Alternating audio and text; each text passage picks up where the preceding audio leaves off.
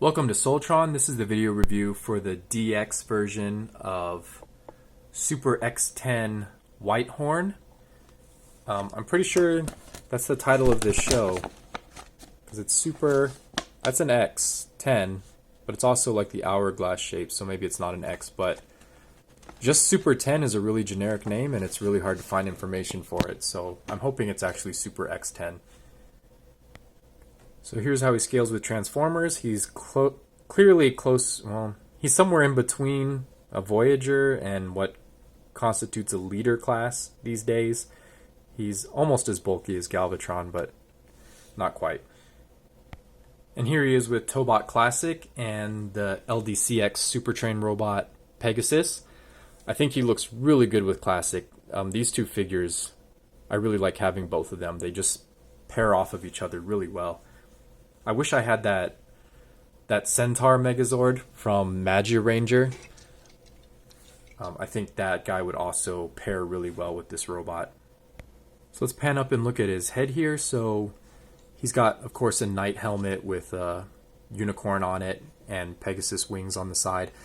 And like the other figures in this set and Biclons, he doesn't have any facial features. It's just a black face with blue eyes. There's really nothing going on in there.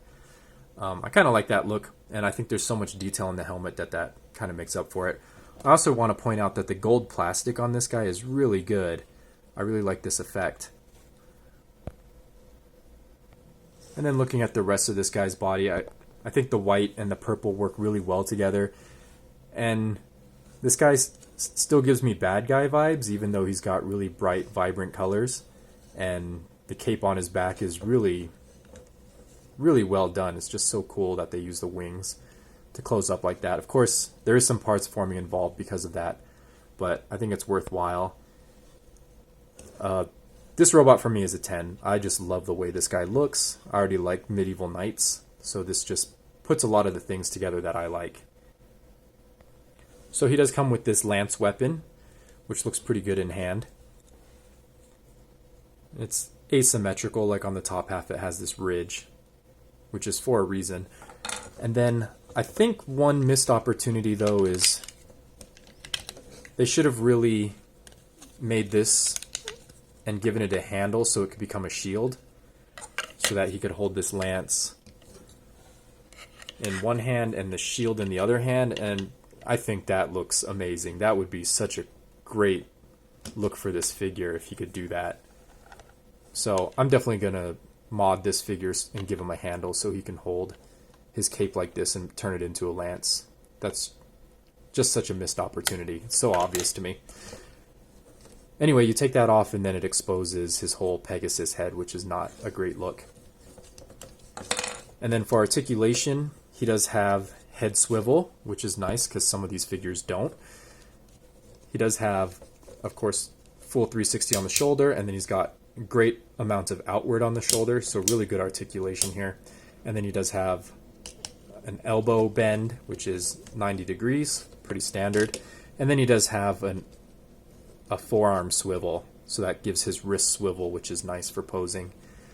He does not have, of course, bicep swivel because he's a Korean robot, and they just don't do that. He also does have waist articulation, which I thought was for the transformation, but it's not. So it's nice that they put that in there. They really didn't have to. And then he does have a little bit of outward motion on the legs, so this is pretty limited. It's got a couple clicks of outward, so you're not going to get a good spread on this guy. And then he does have a full 90 degrees forward. His backward is hampered by this Pegasus head, but you can get full 90 degrees backwards. And then you do get, the knee is in a weird place. Well, I guess that's kind of the normal place for the knee, but you have to move the tail of the Pegasus out of the way, and then you can bend the knee, and then you have all this horse leg kibble, so you have to bend that too. So you have to move like 3 things just to bend his knee. It's kind of not worth it. And then his knee will bend. That's about 45 degrees, and that's all you're going to get out of that. So not very good on the knee bend either, but can be useful for some poses, and that's all his articulation. So transforming this guy is pretty simple. First, you're going to rotate the head all the way around, and then the Pentex, this little gimmick right here, works just by turning it upside down, and it exposes the Pegasus side. So you actually just leave this plugged in, and then when you turn him upside down, it's going to automatically transition to Pegasus, and that's the position he needs to be in. He turns upside down for his next mode. So you're going to move the arms all the way out, and then let me remember. Okay, yeah, you rotate it so that the screws are facing forward. And then you rotate the forearms so that the hooves are facing forward. This is going to become the front of your Pegasus. And then on this weird 45-degree angle joint, you're going to rotate the whole rest of his body. So here's his waist swivel for reference. So this isn't used at all. And then you're going to rotate the Pegasus head forward and then raise his head. And then you're going to rotate the horse legs all the way down. And then finally you close up the heel on the toes, and then you're going to rotate the feet. You're going to bend them the wrong direction so that they clean up the bottom of the horse. And then you just fold down the horse tail panel at the back.